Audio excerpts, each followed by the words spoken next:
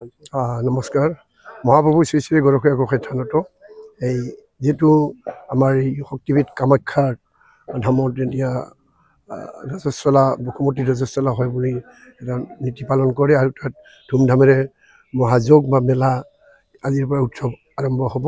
এই উৎসৱত ঘাইকৈ মন্দিৰৰ বা নামঘৰৰ দুৱাৰ বন্ধ থাকিব।